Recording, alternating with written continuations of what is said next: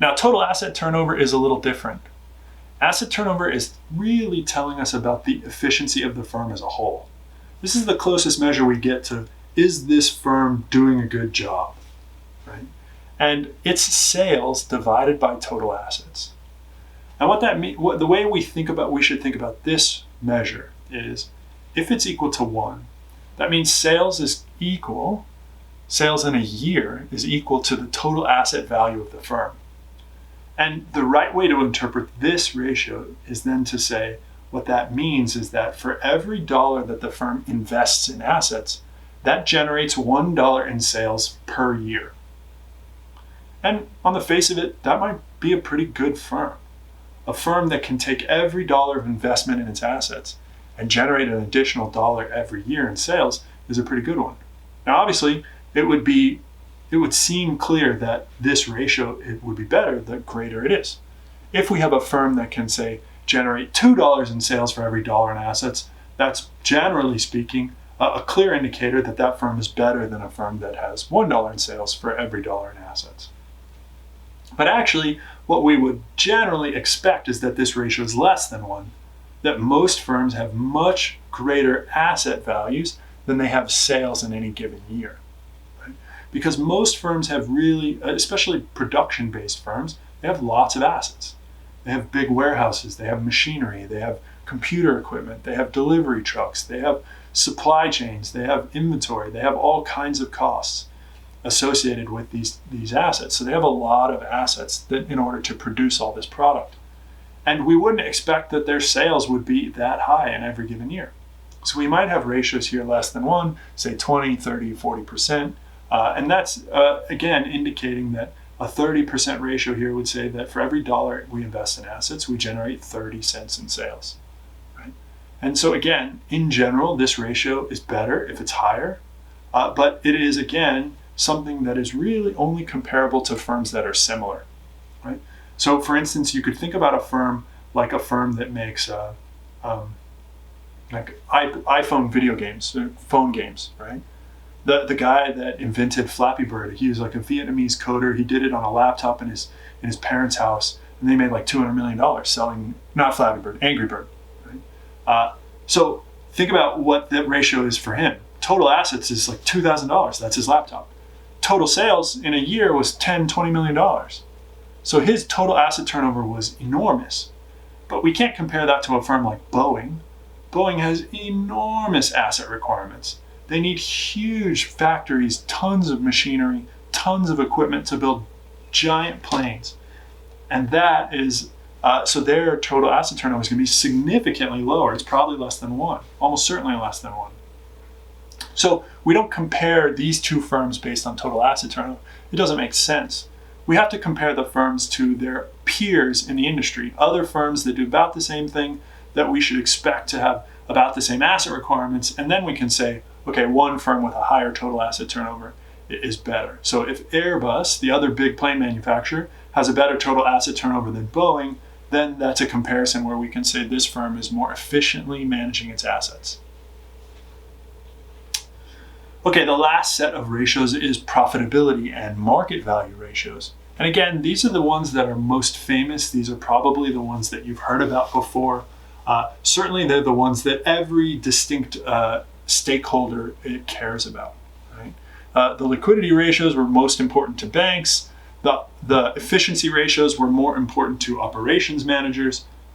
The profitability ratios is important to creditors, equity holders, operations, finance, accounting, all the different teams. They're all engaged in running the business, and these are telling us how well the business is doing.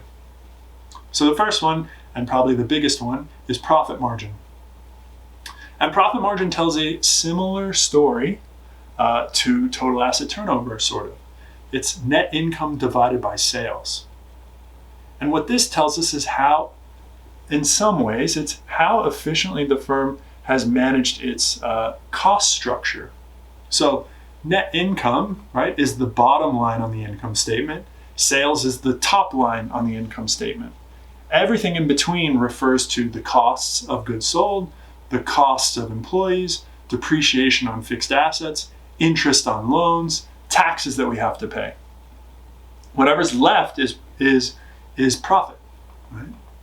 So this tells us how is the firm managing all the costs, right? And of course, we would expect then that net income divided by sales, a higher number is better.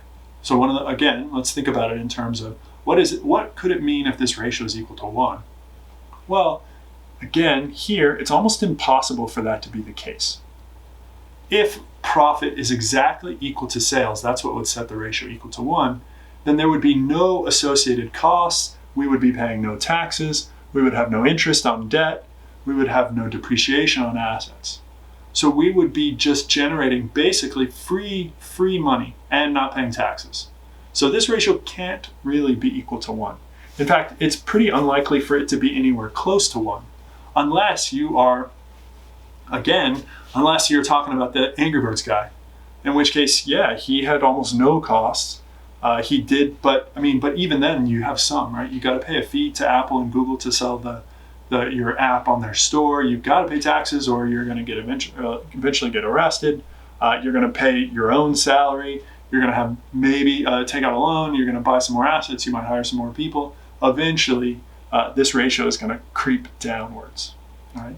And so the goal of the financial management team is to not let this ratio creep lower than you can, right? So a really, really good profit margin would be on the order of, say, 30%. And what that would say is that for every dollar of sales, 30 cents of that is profit. 70 cents of it is some associated costs, taxes, interest, but 30 cents is left as profit. And that's a really good ratio, really good profit margin. Companies like Apple, which have some of the highest, Apple has some of the highest profit margins for big companies. That's their level of ratio. But we see well-run companies that operate in really high-cost industries have really low profit margins. So for instance, it's pretty common to see grocery stores only have maybe, say, a 3% profit margin. So they make 3 cents on every dollar in sales as profit. And that's because their costs are really high. It's really expensive to sell food and other perishable items, and you can't really charge a lot in terms of high markup on those items because people are just going to go somewhere else. So profit margin is pretty important. The next one, or the next two, and these are pretty similar, are return on assets, or ROA, and return on equity, or ROE. Again, both of these are similar measures, and what they're trying to understand is maybe even a bigger picture firm measure. ROA is similar to total assets. Instead of sales over total assets, it's net income over total assets. So ROA is kind of the combination of what we learn from profit margin and what we learn from total asset turnover. This says for every dollar we invest in assets, not how much does it generate in sales, but how much does it generate in profit. So it's trying to get at a really big picture. How efficiently do we use all our assets to generate sales? And then how efficiently do we manage all our cost structure to turn those sales into profits? Right? And in some ways, ROA is too big a picture. Right? It tells us a very direct measure of firm performance, but it misses out on some of the nuance that we get from profit margin and total asset turnover separately. But it is a really, really common measure of firm performance just as a whole. People talk about ROA as a way to say this firm is performing well. Again, there's no way that this ratio is equal to 1 unless you're the Angry Birds guy. And certainly we expect this to be significantly lower than 1. And again, really good ROA would be 20%, which would mean for every dollar in assets, you're generating 20 cents in profit. So ROE is getting at exactly the same idea, but instead of total assets, it's just from total equity. So remember that total assets is equal to liabilities plus equity. So some of the assets were purchased with debt, some of the assets were purchased by selling equity. And if you're an equity holder, what you want to know is what is your stake in the firm? Yes, some of the assets were purchased with debt, but you provided some of the financing for the firm. And how are they using that financing specifically? So it's net income divided by total equity, and what it tells us is for every dollar that a shareholder provides, how much of that is generated in profit. And remember that this has a really direct meaning to shareholders because shareholders get a piece of that profit. So they have a specific reason to care about how a firm turns their dollars into profit.